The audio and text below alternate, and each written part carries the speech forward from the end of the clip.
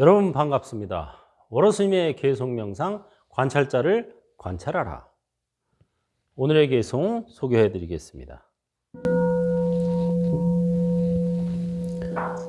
삶은 불확실하고 죽음은 확실하다.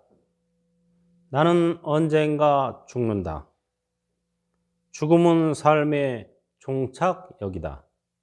죽음.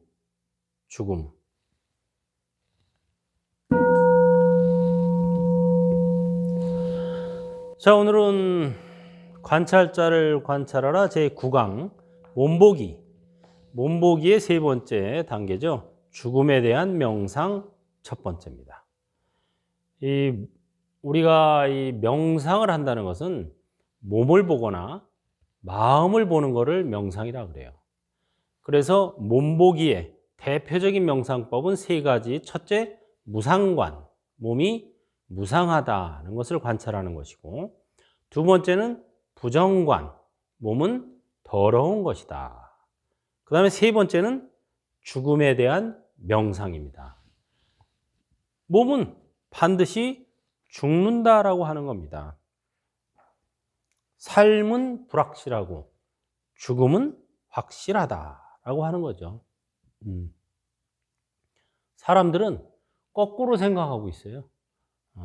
삶이 지금 살고 있으니까 삶이 확실하고 죽음은 언제 죽을지 모르니까 죽음은 불확실하다라고 생각하고 있습니다. 이거야말로 전도망상이라고 하는 거예요. 잘못된 생각이다. 삶이 불확실한 것이고 언제 죽을지 모릅니다. 죽음은 확실한 거예요. 지금까지 모든 인류, 인간이 다 태어난 인간은 다 죽었어요. 그래서 삶은 불확실하고 죽음은 확실하다. 나는 언젠가 죽는다. 이런 생각을 가지고 있어야 돼요. 저도 뭐 이렇게 우리가 평균 수명을 얘기하잖아요. 그럼 뭐 예를 들어서 지금 대한민국에서 한국 남자들의 평균 수명은 뭐 73세? 뭐 이렇게 얼마 전에 얘기하더라고요. 그래서 뭐 그냥 별 생각 없이 평균 수명까지는 살겠지 이렇게 생각하고 살았었어요. 젊었을 때. 그런데 어느 날 갑자기 제 좌우에 있던 젊은 사람들이 하루아침에 저녁 때 멀쩡하게 잠든 사람이 아침에 가버리고, 아침에 멀쩡하게 나간 사람이 저녁에 가버리고 하는 거를 제가 몸소 체험을 했습니다. 한마디로 무상을 뼈저리게 느낀 것이죠. 진정한 출가는 이 무상을 뼈저리게 느끼는 것입니다. 야, 사람의 목숨이라는 게 너무 허망한 거구나. 진짜 오늘 갈지 내일 갈지 모르는 거구나. 숨 한 번 들이쉬었다가 내쉬지 못하면 가는 거고, 숨 한 번 내쉬었다가 들이쉬지 못하면 가는 거구나. 이런 거를 몸으로 실감나게 체험을 했어요. 그러고 나니까 세상의 일이 야, 너무 허무하다. 이렇게 됩니다. 그래가지고 그러면 내가 뭘 해야 되지? 무슨 공부를 해야 되지? 이렇게 해서 결국은 생과 사를 초월할 수 있는 방법, 이걸 찾게 됐죠. 그래가지고 불법에 보니까 본마음 참나를 알게 되면 생사를 초월할 수 있다. 생사일대사라는 말이 나오더라고요. 그래서 내가 그럼 이걸 한번 해봐야 되겠다 하고 본마음 참나를 찾아서 출가하기 전부터 무진 애를 썼습니다. 내가 할 수 있는 온갖 방법을 다 했죠. 법문도 듣고 경전도 보고 산속에 들어가서 혼자 수행도 하고 뭐 다양한 방법을 하여튼 총동원해서 했습니다. 그래가지고 정말 사람이 100년을 산들 뭐 하겠는가. 하루를 살더라도 내가 어디서 왔는지 또 죽으면 어떻게 되는지 이걸 알고 살아야 되겠다 하는 생각으로 열심히 꾸준히 공부를 하다 보니까 진전이 있었어요. 뭐 그걸 이 자리에서 다 말할 수는 없고, 이 죽음에 대한 명상 정말 필요한 겁니다. 수다원가를 얻은 직조공의 딸, 이 부처님께서 법문을 설하실 때 그 마을에 와서 이 직조공의 딸이 법문을 듣고 그 자리에서 수다원가를 얻었어요. 수다원가 얻기는 쉽습니다. 내가 얻고자 하는, 공부하고자 하는 마음이 줄이고, 그 다음에 개송이 탁이에요. 그 줄, 탁, 동시만 되면 수다원가는 그 자리에서 얻을 수 있어요. 즉석해탈인 거죠. 그래서 개송이 중요하다고 하는 겁니다. 그래서 죽음에 대한 명상을 할 때도 이 개송을 읊으면서 해야 돼요. 삶은 불확실하고 죽음은 확실하다. 나는 언젠가 죽는다. 죽음은 삶의 종착역이다. 죽음, 죽음. 부처님이 개송 말하는 것을 듣고 이 직조공에 따른 수다원가를 얻게 됩니다. 그래서 어느 날 다시 3년 만에 부처님이 오셨을 때 부처님과 대화를 하게 돼요. 소녀여, 그대는 어디서 오는가? 하고 묻습니다. 그럴 때 모릅니다. 하고 대답을 해요. 그러면 또 어디로 가는가? 할 때 모릅니다. 하고 대답을 해요. 그래서 모르는가? 그러니까 압니다. 아는가? 그러니까 모릅니다. 이렇게 대답을 해요. 아주 이거 뭐 선문답 같은 얘기죠. 그대는 어디서 오는가? 그 사람들이 옆에 있던 사람들이 의아하게 생각했어요. 집에서 오는 거 아니야? 또 어디로 가는가? 일하러 가는 거 아니야? 근데 다 모릅니다, 모릅니다. 해놓고 막상 또 모르는가? 그러니까 또 압니다. 라고 대답을 했어요. 또 아는가? 하고 물어보니까 또 모릅니다. 하고 대답을 했어요. 이걸 궁금해 합니다. 그때 이제 부처님과 얘기를 하죠. 그대는 어디서 오는가? 할 때 왜 모릅니다라고 대답했나? 했더니 내가 태어나기 전에 어디서 왔는지를 모른다. 여러분도 대부분 모르실 거예요. 그 다음에 어디로 가는가? 그럼 죽음은 어디로 가는가? 이걸 물어보신 거예요. 모릅니다. 이거예요. 여러분들 금생에 몸 받기 전에 어디서 왔는 줄 아세요? 여러분들 죽으면 어디로 갈지 아세요? 그래서 모르는가 했더니 압니다. 그래요. 이건 또 뭐냐? 내가 언젠가 죽으리라는 것을 안다 이 소리예요. 그래서 아는가 했더니 또 모릅니다 그랬어요. 이건 뭐야? 언제 죽을지는 모른다 이거예요. 죽는다는 건 확실한데 언제 죽을지는 모르겠다. 이런 선문답 같은 대화를 나눕니다. 그리고 이 직조공에 따른 수다원가를 얻고 죽어서 곧바로 천상세계에 태어났다. 이런 내용이 있습니다. 그래서 우리가 정말 생종하철에 사양하처고 삶은 어디로부터 왔으며 죽으면 어디로 가는가. 이거를 명상하는 것이 죽음에 대한 명상이라고 하는 것입니다. 다 같이 실습을 하겠습니다. 편안히 앉아서 허리만 반듯하게 펴고 정면을 바라본 상태에서 시선을 아래로 떨구어 줍니다. 온몸에선 힘을 빼고 마음을 코 밑에 집중을 합니다. 숨을 들이쉴 때는 들이쉰다. 내쉴 때는 내쉰다. 들이쉰다. 내쉰다. 들이쉰다. 내쉰다.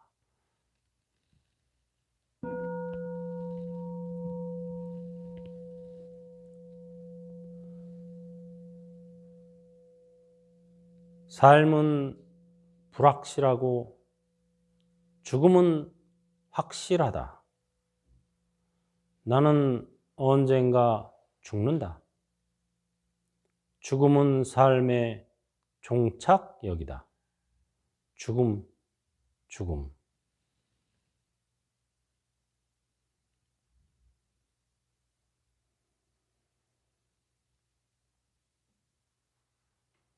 삶은 불확실하고 죽음은 확실하다. 나는 언젠가 죽는다. 죽음은 삶의 종착역이다. 죽음, 죽음. 들이쉰다, 내쉰다를 하는 가운데 이 개송을 한 번씩 챙겨줍니다. 숨을 한번 들이셨다가 내쉬지 못하면 죽는 거고, 숨을 한번 내쉬었다가 들이쉬지 못하면 죽는 겁니다. 죽음은 멀리 있는 것도 아니고 불확실한 것도 아닙니다. 오히려 삶이 불확실한 것이죠. 삶은 불확실하고 죽음은 확실하다. 나는 언젠가 죽는다. 죽음은 삶의 종착역이다. 죽음, 죽음.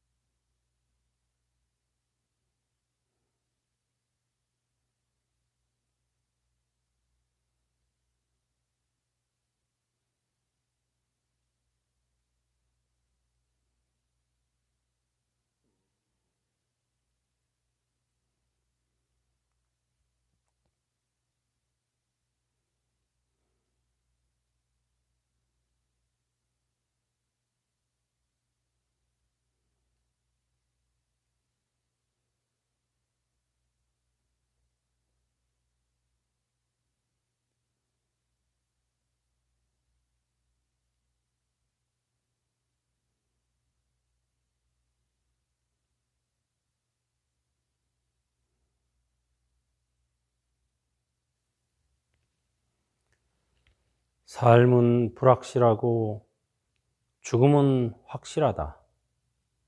나는 언젠가 죽는다. 죽음은 삶의 종착역이다. 죽음, 죽음.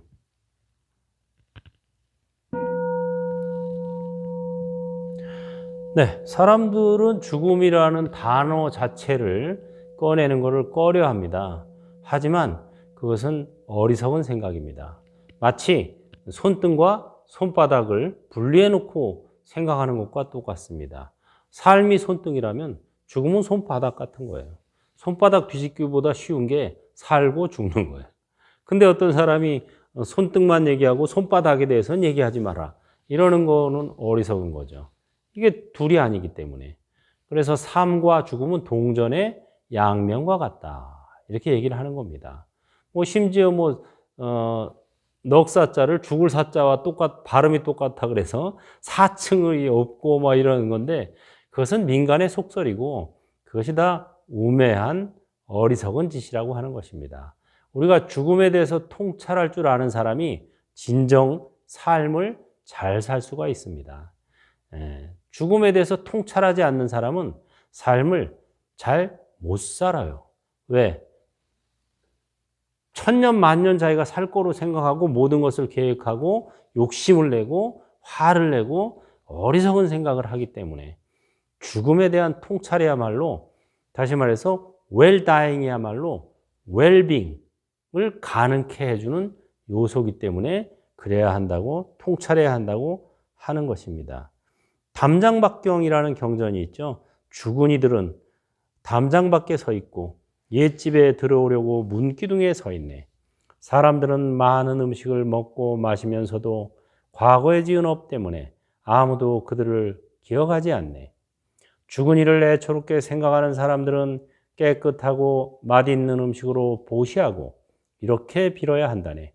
이 공덕이 죽은 이에게 돌아가기를, 죽은 이가 행복하기를, 울고 슬퍼하며 그렇게 오랫동안 땅을 치고 통곡한다 해도 죽은 이에게는 아무 소용이 없네.